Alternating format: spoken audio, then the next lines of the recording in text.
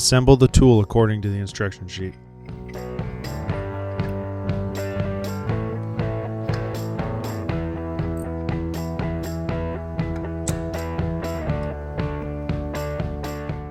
Apply assembly lube to all surfaces of the bushing.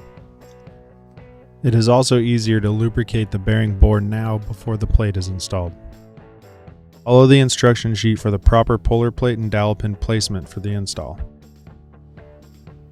Insert the provided alignment dowel and install the press plate onto the case. Make sure it is in the correct orientation indexed in the instruction sheet.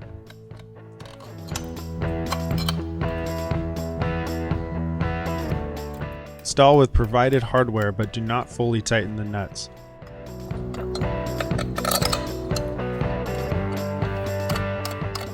To align the installer with the bearing bore, lower the installer pilot by rotating the screw clockwise until it bottoms out in the bore.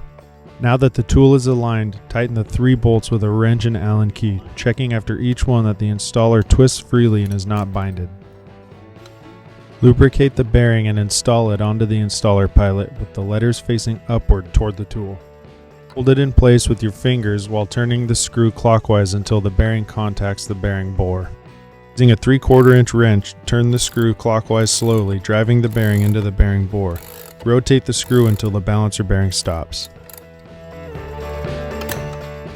Remove the 3 bolts and remove the balancer bearing installation plate. Disassemble and store appropriately. Wipe away any remaining lube and reinstall the retaining screw per your owner's manual.